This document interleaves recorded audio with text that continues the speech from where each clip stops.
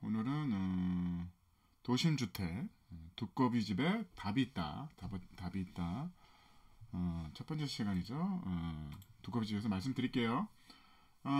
저번 시간에도 얘기했지만 도심주택 두꺼비 집에 답이 있는 이유는 옛날 집은 건폐율이라는 게 없었어요. 건폐율이라는 게 없고 능력껏 짓는 겁니다. 내 땅 안에 능력껏 지으면 되기 때문에 건폐율이 뭐 예를 들어서 30평인데 땅이 30평인데 건폐율이 30평인 건물도 이제 많은 거예요. 예.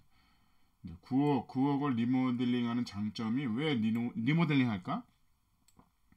원래 30평인데 리모델링해서 30평을 유지할 수 있는 거잖아요. 건폐율이 무시가 되는 거죠. 그래서 기존의 건물이 있다 그러면 그 건축물을 뼈대만 남기고 리모델링 시 그걸 다 쓸 수 있는 거죠. 그래서 건폐율을 100% 되는 거잖아요. 그래서 한옥 같은 경우에 그런 경우가 많습니다. 그래서 그거를 살리는 그게 이제 유행이죠. 그게 다 이유가 있는 겁니다. 건폐율이 높기 때문에 그런 거죠. 그거를 헐고 예를 들어서 원래 집이 30평인데 내가 등기산 면적이 30평이니까 이거를 리모델링보다는 신축이 나을 것 같아서 철거를 하고 새로 짓겠다. 그러면 60% 신법을 적용하는 겁니다. 그래서 불리한 거죠. 그래서 무조건 이런 건 보물이에요. 그냥 살려야 됩니다. 살려서 구조를 보강하고 리모델링해서 살리는 거죠. 그래서 이때 주의할 점 뼈대를 남겨야 된다는 거.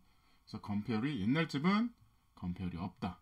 그래서 여기 다시 한번 설명드리면 원래는 30평인데 9억을 철거한 후 신축을 하면 건물이 40%가 날아가는 거죠. 그래서 신축 시 평수가 이전보다 더 줄어들 수 있습니다. 그래서 현재법을 적용하는 거죠. 옛날 건축물은 옛날 법이기 때문에 그걸 준수하는 거고 이거를 철거할 경우에는 현재법을 적용하는 겁니다. 그래서 옛날 집은 건폐율이 없었던 거죠.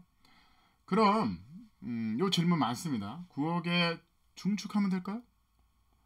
9억에 증축을 하면 그 옛날 건물이 30평이었어. 여기다 2층을 중축하고 싶어. 증축하는 부분은 현행법입니다. 현행법. 그러니까 예를 들어서 대지 30평에 1층이 30평이었어. 그러면 위에는 현행법 60%잖아요. 60%니까 18평을 줄 수 있는 거죠. 그래서 증축 후 2층은 18평은 알겠는데 기존의 건물을 잘라야 되나요? 아니 이건 현행법은 맞는데 이거는 그러면 이것도 18평이 돼야 되는 거 아닙니까? 아닙니다. 그대로 30평을 유지하고 이건 옛날 법이니까 옛날 법을 유지하고 중축하는 부분만 현행법을 따르면 돼요. 그 훌륭한 거죠. 9억을 찾아서 건폐율이 100%에 있는 보물을 찾았는데 심지어 중축도 돼. 중축이 되는 거죠. 엄청난 겁니다. 그래서 도심주택이 두꺼비 집에 답이 있다고 제가 말씀을 드리는 거거든요. 이해하세요?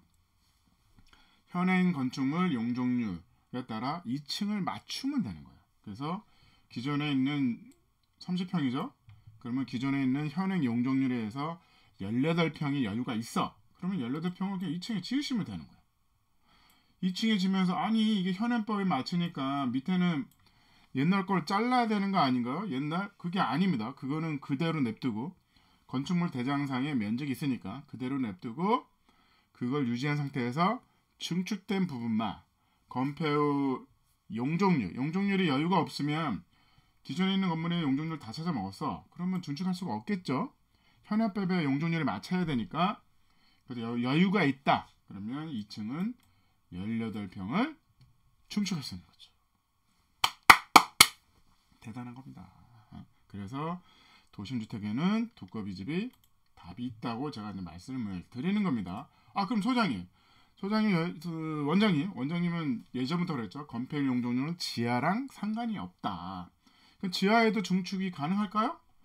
지상보다는 저는 지하에 뭔가 나만의 작업실을 짓고 싶어요.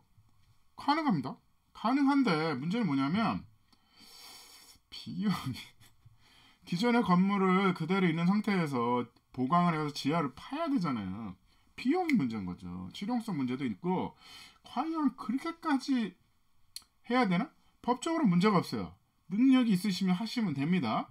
근데 굳이 권하고 싶지는 않아요. 그래서 제일 싸고 건폐율이 꽉 찬 두꺼비 집을 찾으세요. 그래서 3, 40년대 오래된 집이라도 상관이 없습니다. 상관이 없어요. 값이 싸면서 건폐율이 꽉 찬 집만 구할 수 있다 그러면 기존 구옥의 높은 건폐율을 장점을 살리면서 새로운 집으로 리모델링하고 신축보다도 훨씬 좋은 집을 지을 수 있습니다. 그 다음에 당연히 증축 가능합니다. 세상에나 이렇게 좋은 일이. 근데 여러분들 여기서 주의할 점 있습니다. 주의할 점. 현황은 30평인데 건축물 대장이 20평밖에 없어. 이해하세요? 현황은 30평인데 어우 그래 근데 건축물 대장 띄워보니까 20평밖에 없어. 그럼 나머지는 10평이 뭘까요? 불법 건축물인 거죠. 걸려있지 않을 뿐이죠. 불법 건축물인 상태에서 내가 증축을 하겠다. 그러면 20평만 남습니다. 10평은 내가 알아서 철거하시고 증축하셔야 되는 겁니다. 이해하세요? 철거하시고 증축하셔야 됩니다. 그거 건축물 대장을 확인했더니 건축물 대장 상에 기존에 있는 건축물 대장 상에 현황을 내가 실측을 했더니 30평이나 돼. 훌륭해. 근데 건축물 대장 상의 면적은 20평이야. 그 상태에서 증축을 하겠다? 그러면 건축물 대장 상의 면적만 살아남습니다. 나머지 10평은 내가 잘라야 되는 거죠. 제가 도로에 넘어가 있으면 넘어간 부분은 잘라야 된다 그랬잖아요. 그거에 똑같은 얘기죠. 건축물 대장상 면적만 유지가 되는 겁니다. 나머지는 철거하셔야 돼요. 원장님 보물을 찾았어요. 보물이에요. 근데 건축물 대장상 10평밖에 없어. 현재는 310평인데 그건 보물이 아닌 거예요. 보물이 뭔가 잘못된 거잖아요. 그건 잘못된 겁니다.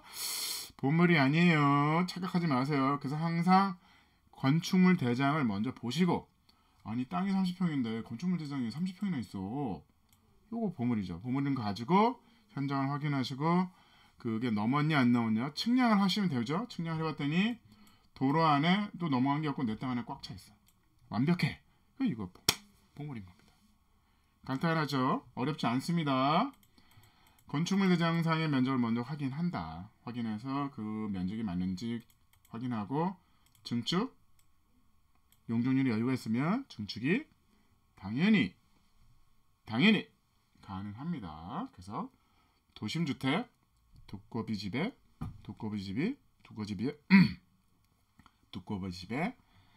자 답이 있습니다. 감사합니다.